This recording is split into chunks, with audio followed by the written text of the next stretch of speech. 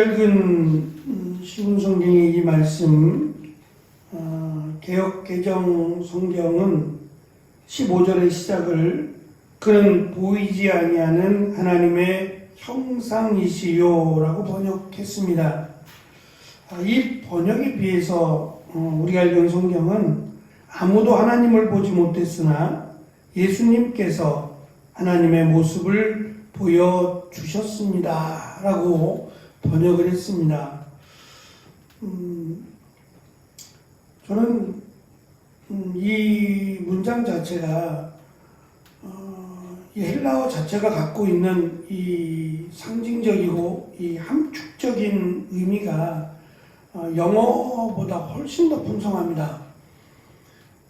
당시 사용되었던 그 문화라든지 당시의 문화나 또 철학이나 이런 것들을 보면 지금보다 훨씬 더 풍성하고 더 세련됐다라는 것을 볼 수 있어요. 그것과 언어가 연결되어 있기 때문에 저는 쉬운 성경의 이 보다 의역된 번역이긴 한데 굉장히 고심한 번역이라고 생각합니다. 왜냐하면 지금 우리가 읽은 15절 말씀부터 사실은 골로새 교회 성도들에게 바울이 편지를 보내면서 그리스도에 대한 가장 그 믿음이 흔들리는 이유가 고난이 문제가 아니라 그리스도에 대해서 잘 알지 못하기 때문에 흔들린다라는 것이 바울의 주장이거든요. 그래서 그들이 믿는 또 믿어야 하는 예수 그리스도가 누구신지에 대한 이 가르침을 이제 설명을 하는데 어쩌면 이것이 골로새서를 보낸 핵심이라고 할 수 있어요. 그래서 그리스도를 아는 지식 또는 지혜라고 하는 부분에 있어서 이 부분은 너무도 중요한 부분이 되리라고 생각을 해서 조금 더 이 부분을 좀 구체적으로 살펴보려고 저희가 15절 한 절을 먼저 읽었습니다. 하나님은 형상이 없습니다. 형상이 없으니 당연히 볼 수 없죠. 또는 하나님을 볼 수 없는, 그러니까 우리가 죄인이 되었기 때문에 하나님을 볼 수 없다라고 하는 의미도 가지고 있는데요. 문제는 그 보이지 않는 또는 볼 수 없는 하나님이 분명히 계시다는 겁니다. 당시 1세기의 이 사고 또는 개념을 보면 이 보다라고 하는 지금 15절 말씀이 반복해서 보지 못했으나 보여주셨다라고 하는 이 보다라고 하는 단어가 요한복음에 참 많이 나오는 단어입니다. 보는 것보다 보지 않고 믿는 것이 더 복되다고 요한이 강조를 하는 것처럼 이 보다라고 하는 개념은 믿다라고 믿는다라는 개념과 동일하게 봤어요.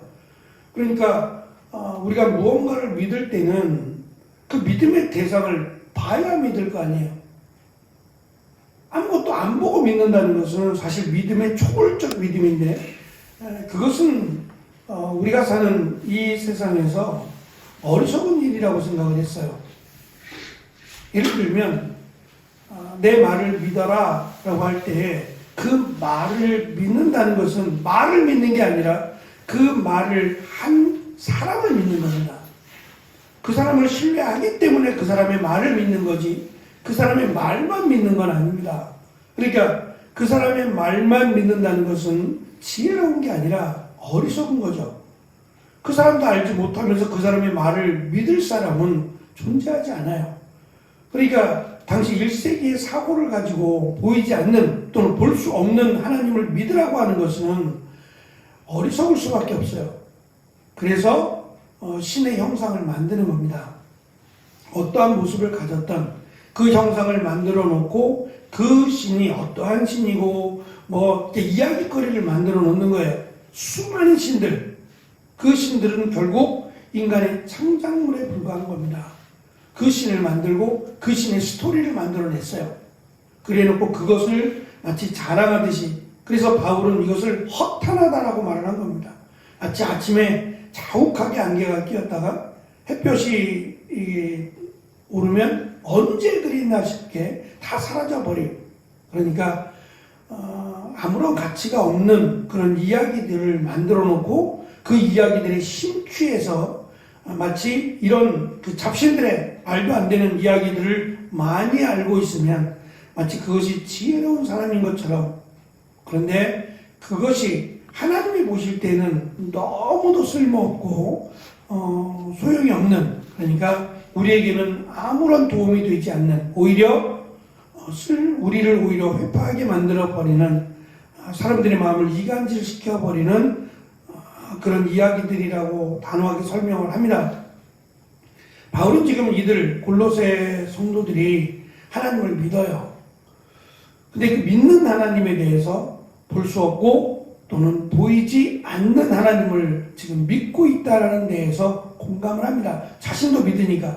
문제는 그 하나님께서 믿지 않아도, 아니 보이지 않아도 또는 볼 수 없어도 하나님의 절대성을 믿습니다.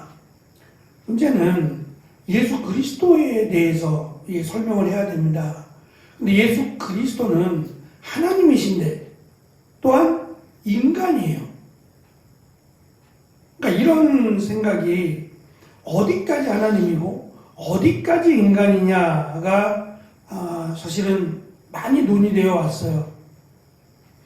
그래서 50%는 인간이고 또 50%는 하나님이다 라고 하는 주장도 있어 왔고, 제가 누가복음 할 때 말씀을 드린 것처럼 예수님이 키가 자라고 지혜가 자라고 하는 그 부분, 저는 이 부분을 좀 빨리 고쳐야 된다고 생각하는데, 이런 표현 때문에, 이런 번역 때문에 예수님이 완성되어 있지 않는, 그러니까 이 땅에 오셨을 때에는 아직 완성되지 않은 하나님인 것처럼, 그래서 예수님이 12살 성전에 가서 가르치셨을 때야 비로소 완전한 하나님이시고 완전한 인간이 되었다라고 주장하는 알미니안주의자들도 있어요. 그건 이단입니다.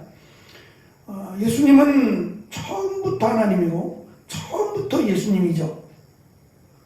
차라리 이렇게 설명을 했더라면 좀 더 믿기는 어려웠지만 이해하기에는 더 쉽지 않았을까라는 생각이 들어요. 그래서 신문성경에서 예수님이 하나님을 볼 수는 없으나 예수님이 하나님의 모습을 보여주었다라고 번역한 번역이 사실은 더 의미가 있는 거예요. 예수님께서 말씀하시기를 나를 본 자는 아버지를 보았다 그랬거든요. 근데 그럼 예수님의 얼굴, 보통 아들은 아버지의 얼굴을 닮잖아요. 부모의 얼굴을 담으니까 예수님의 모습을 하나님의 얼굴과 연결해서 보라는 말이냐, 그런 의미가 아니죠. 그러니까 예수님을 보았다라고 하는 그 의미는 예수님을 만났다는 의미예요. 예수님을 만났고 예수님을 통해서 하나님을 알 수 있다라고 하는 그런 의미입니다. 얼굴을 보고 얼굴을 확인하고 형상을 보고 형상을 확인한다는 의미는 결코 아닌 거죠. 지금 이 말을 이렇게 좀 복잡하게 좀 어렵게 하는 이유가 두 가지를 설명해야 되기 때문에 그래요. 하나님은 그냥 하나님이시다라고 설명하면 되지만 예수님은 인간으로 오셨잖아요. 그러니까 이 부분이 인자라고 하는 이 부분을 설명하기 위해서 지금 바울은 이렇게 설명을 한 겁니다. 예수님께서 하나님의 형상으로 지음을 받은 그런 우리 인간처럼 보이지만 실제는 보이지 않는 형상이신 하나님이 예수님이다라고 하는 설명이에요. 인간이기도 하지만 하나님이시다라고 하는 설명이 지금 15절 서두에서 지금 설명하는 내용이 되겠습니다. 결국 예수님의 성육신하심을 지금 설명하는 내용이에요. 그래서 이 부분이 해석에 여러 가지 분분해요. 이 문장 자체가, 헬라어 문장 자체가 간단하기 때문에 이 문장을 풀어줄 수밖에 없어요. 그러니까 예수님에게 하나님의 형상이 있느냐? 사실 그것은 아무런 의미가 없어요. 예수님이 하나님이심을 안다면 그건 논의의 대상이 아니에요. 예수님이 곧 하나님이신데 문제는 그 하나님이신 예수님이 인간으로 오셨다는데 이 지금 바울은 가르침이 필요한 거예요. 그래서 인간으로 오신 목적이 우리의 죄를 대신하여 죽으시고 부활하시고 그리고 다시 오심을 설명해야 되기 때문에 예수님은 우리와 똑같은 인간이 아님을 설명하기 위해서 하나님의 형상으로라고 하는 표현을 사용하게 된 겁니다. 그러니까 이 부분에 오해가 없으시기를 바랍니다. 예수님께서 하나님의 모습을 보여주셨다는 이 말씀조차 가르쳐 주신 거죠. 하나님이 누구신지에 대해서, 왜 하나님이 자신을 인간으로 이 땅에 보내셨는지에 대해서 예수님이 가르쳐 주셔서 알게 되었다는 겁니다.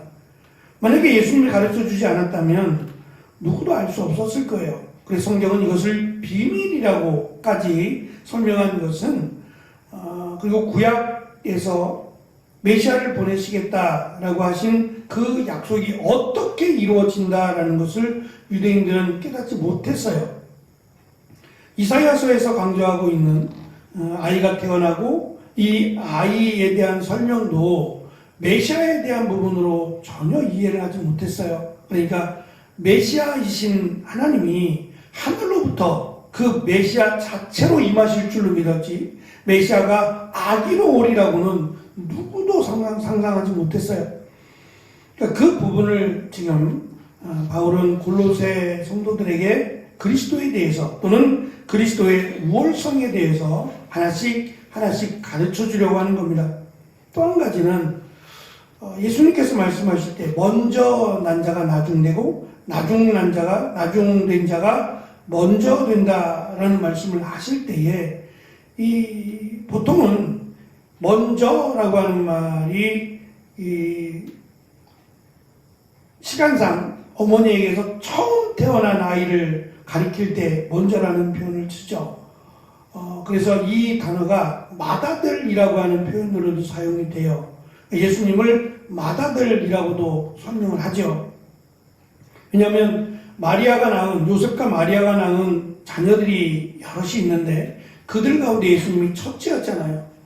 그래서 맏아들이라고 하는 설명은 쓰지만 그것은 이제 여러 아들들 가운데 예수님이 첫째라는 설명을 하기 위함인데 사실 이 부분이 어려울 수밖에 없어요.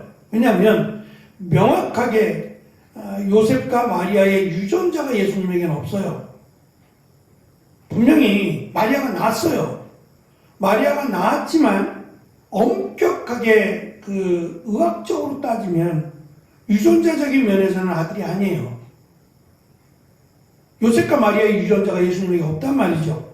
그러니까 이 부분을 우리는 의학적으로 설명을 하지만 이때 당시에는 의학적으로 설명할 수가 없어요. 그래서 이 특별한 단어인 먼저라고 하는 단어를 썼는데 이 단어가 아담보다 먼저라고 하는 의미보다는 제가 말씀드렸던 그 먼저라고 하는 의미가 처음이라고 하는 의미를 갖고 있어요. 그러니까 first라고 하는 의미와 나중이라고 하는 의미가 끝이에요. last라고 하는 의미에서 이원론적인 사고, 그러니까 하늘이 있으면 땅이 있고 천국이 있으면 지옥이 있고 이런 극단적 이원론이죠. 두 가지, 선이 있으면 악이 있다. 왜 중간이 없겠어요? 근데 그 중간을 무시하고 처음과 끝만을 이야기했어요. 그래서 먼저라고 하는 당시에 스스로 먼저라고 생각했던 사람들, 뭐 바리새인들이나 또는 부자들이나 이런 사람들은 먼저에 해당되는 사람들이에요. 그 사람들은 나중이라고 하는 하나님의 나라에 못 들어간다는 얘기예요. 그리고 못 들어가야 정상인 병자들이나 고아들이나 이런 마지막 계열에 있는 사람들이 예수님을 믿음으로 먼저라고 하는 처음 하나님이 보실 때 가장 먼저 선택하실 만한 위치에 그들이 서게 될 것이라고 하는 의미인 것처럼 여기서 먼저 나신 분이라고 하는 것은 처음이라고 하는 얘기예요. 아담보다 더 먼저 처음에 계신 분을 설명하고자 하는 겁니다. 예수님은 하나님이시기 때문에 비교조차 할 수 없어요. 하나님을 무엇과 비교하겠어요? 비교할 수 없지만 또 비교해야 되는 이유는 예수님이 인간으로 오셨기 때문이에요. 그런데 그 인간이신 예수님이 하나님이시다라고 하는 설명을 15절에 담은 겁니다. 예수님은 분명히 인간으로 오셨다. 그러나 인간이 아닌 하나님이시다라고 하는 참 이해하기 어려운, 오직 예수님에게만 설명할 수 있는 이 내용을 15절에 담은 겁니다. 그래서 제가 이 부분을 지금 풀어서 말씀을 드렸는데, 결국 예수님은 하나님이시고 예수님은 인간이시다. 완벽한 하나님, 완벽한 인간으로 오셨다. 다만 이 두 가지를 설명하자면, 예수님은 인간이지만 죄가 없다. 성령으로 잉태되어 태어나신 인간이신 예수님이지만 하나님이시기 때문에 예수님은 죄가 없다.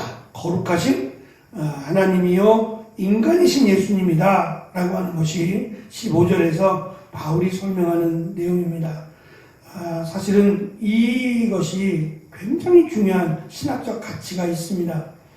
예수님은 처음부터 이 땅에 오실 때부터도 완벽한 하나님, 또는 아기로 오셨을 때에, 아기 예수님으로 오셨을 때에 완벽한 인간이다 라고 하는 것을 우리가 기억하므로, 그 예수님의 대속이 얼마나 의미 있고 또 우리의 죄를, 인간의 모든 죄를 대속할 만한 그런 가치가 있다라고 하는 것을 우리가 다시금 고백하는 귀한 은혜가 있으시기를 간절히 축원합니다.